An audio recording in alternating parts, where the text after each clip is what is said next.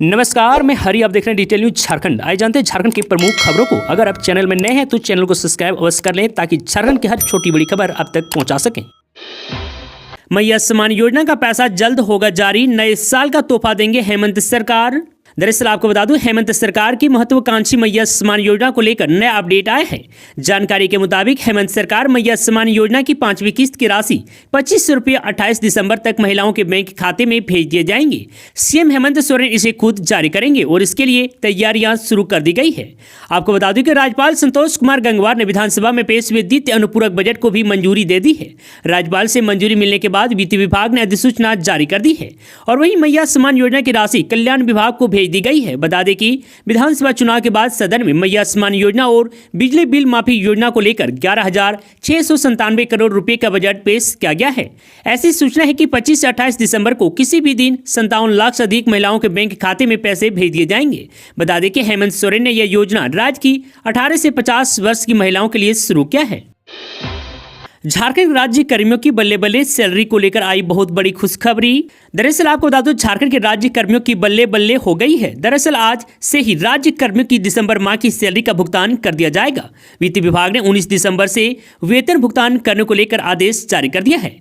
झारखंड सरकार, राज्यपाल सचिवालय, उच्च न्यायालय, विधानसभा सचिवालय के पदाधिकारियों कर्मियों को 25 दिसंबर से पहले ही दिसंबर माह का वेतन मिल जाएगा।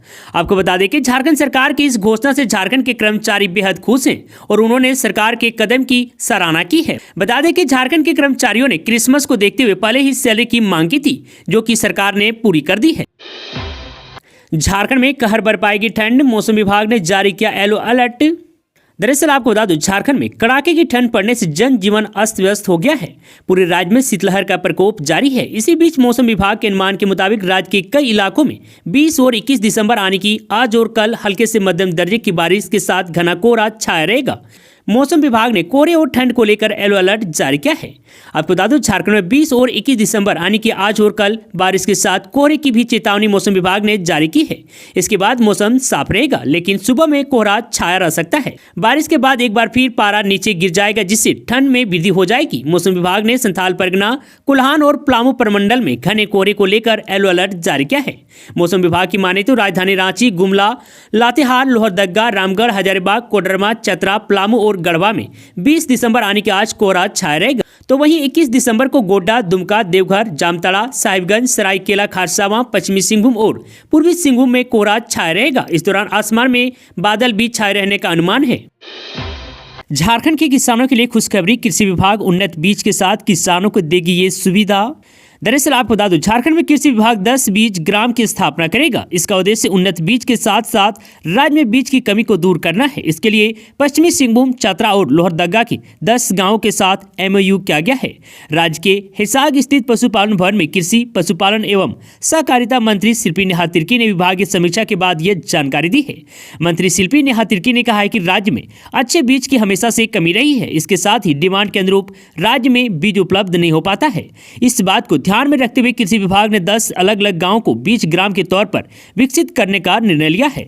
आपको बता दूं कि किसानों के द्वारा तैयार बीज को खुद सरकार खरीदने का काम करेगी। फिर उस बीज को राज्य के किसानों के बीच तय सब्सिडी दर पर वितरित किया जाएगा।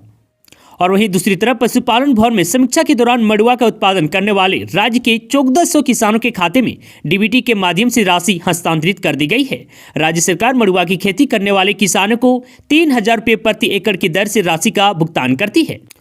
और इसी क्रम में लोहरदगा के FPO को 15 लाख रुपए की राशि प्रदान की गई है। समीक्षा बैठक के दौरान केंद्र और राज्य सरकार के द्वारा संचालित योजनाओं पर चर्चा हुई। शिक्षकों के पारस्परिक हस्तांतरण के लिए ऑनलाइन आवेदन शुरू। दरअसल आपको बता दूं, प्राथमिक, माध्यमिक एवं +2 शिक्षकों के पारस्परिक हस्तांतरण को लेकर टीचर ट्रांसफर पोर्टल गुरुवार से खुल चुका है। स्कूली शिक्षा एवं साक्षरता विभाग ने इसके लिए teachertransfer.jharkhand.gov.in पोर्टल तैयार किया है। शिक्षकों के पारस्परिक हस्तांतरण के लिए ऑनलाइन आवेदन ही देना होगा। आपको बता दूं, शिक्षा सचिव उमा शंकर सिंह ने इसे लेकर सभी जिला पदाधिकारियों और जिला शिक्षा अधीक्षकों को पत्र भेज दिया है। साथ ही ऑनलाइन प्रक्रिया के निष्पादन को लेकर समय सीमा तय कर दी है। इसके तहत शिक्षक अगले वर्ष 18 18 फरवरी तक पोर्टल पर ऑनलाइन आवेदन कर सकेंगे। और वहीं जिला शिक्षा पदाधिकारी तथा जिला शिक्षा अध्यक्ष द्वारा 18 मार्च तक ऑनलाइन आवेदन का सत्यापन किया जाएगा। और वहीं 18 अप्रैल तक जिला शिक्षा स्थापना समिति में हस्तांतरण का अनुमोदन होगा और फिर राज्य स्तरीय समिति की स्वीकृति के लिए ऑनलाइन ही भेजा जाएगा। आपको बता दें, सचिव ने पदाधिकारियों को इसकी जानकारी सभी शिक्षकों को देने का निर्देश दिया है ताकि इच्छुक शिक्षक इसका लाभ ले सके। आपको बता दूं, पारस्परिक हस्तांतरण के लिए पूर्व में निदेशालय या जिला स्तर पर ऑफलाइन आवेदन दे चुके शिक्षकों को भी अनिवार्य रूप से ऑनलाइन आवेदन करने का सुझाव दिया गया है। सुदेश महतो की सरकारी बंगले से विदाई की आ गई घड़ी, आजसू सुप्रीमो ने दी सफाई। दरअसल आपको बता दूं, झारखंड की राजनीति में लंबे समय तक किंग मेकर या सत्ता में भागीदारी रही आजसू सुप्रीमो सुदेश महतो की कांके रोड स्थित आवास संख्या 5 से रुखसत की घड़ी आ गई है। अब इस सरकारी बंगले में मुख्यमंत्री हेमंत सोरेन का आवासीय कार्यालय शिफ्ट होगा। आपको बता दूं कि भवन निर्माण विभाग के अवर सचिव घर शोभित पंडित ने इसकी पुष्टि की है। भवन निर्माण की ओर से बताया गया है कि कांके रोड स्थित सीएम आवासीय कार्यालय का रिनोवेशन होना है, इसलिए उसे आवास संख्या 5 में अस्थायी रूप से शिफ्ट किया जाएगा। इस पर आजसू सुप्रीमो सुदेश महतो ने भी अपनी प्रतिक्रिया दी है। उन्होंने कहा है कि यह कोई बड़ा विषय नहीं है, आवास खाली कराना सरकार का निर्णय है। विधायक की हैसियत से यह बंगला मिला था, अब विधायक भी नहीं है, इसलिए छोड़ना ही पड़ेगा। इस पर सुदेश महतो से पूछ लिया गया कि साल 2014 में आप विधायक नहीं थे, फिर भी इस बंगले में कैसे रह रहे थे? तब जवाब में उन्होंने कहा कि तब सरकार ने नियम में बदलाव कर यह सुविधा मुहैया कराया था। सुदेश महतो ने कहा कि इस बार उस बंगले को मिष्टी पुल में रखा गया है, लिहाजा मेरे लिए वह छत कोई बड़ा विषय नहीं है। और वहीं आपको जानकारी होगा कि सुदेश महतो 2009 से आवास संख्या 5 में रहते आ रहे थे।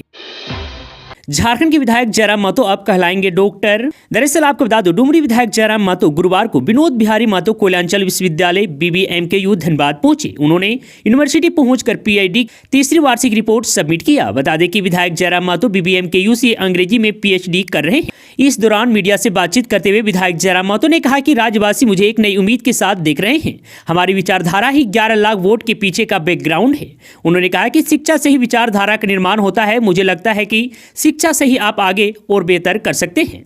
विधायक जयराम महतो ने एक सवाल के जवाब में कहा कि न सिर्फ छात्रों की बल्कि पूरे देश को इस बात की खुशी है कि कॉलेज में पढ़ने वाला एक छात्र MLA है। छात्रों को भी यकीन नहीं हो रहा है कि उनके बीच का एक स्टूडेंट आज MLA बन गया है।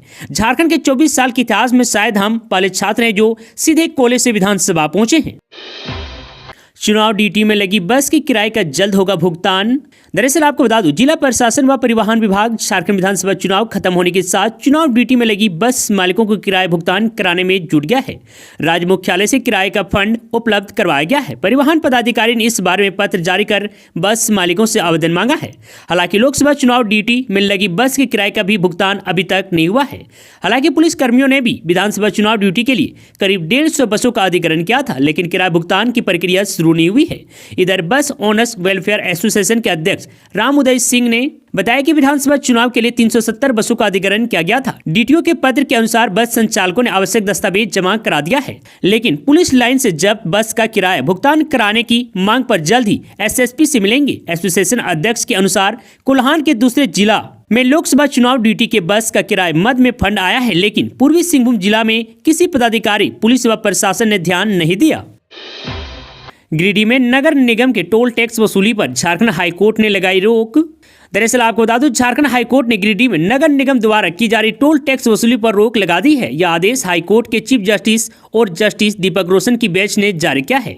अदालत ने गिरिडीह नगर निगम को इसका आदेश तत्काल लागू करने का निर्देश दिया है और इसकी कॉपी नगर विकास विभाग के मुख्य सचिव, गिरिडीह जिले के DC, नगर आयुक्त और गिरिडीह SDM को भी भेजने का निर्देश दिया है।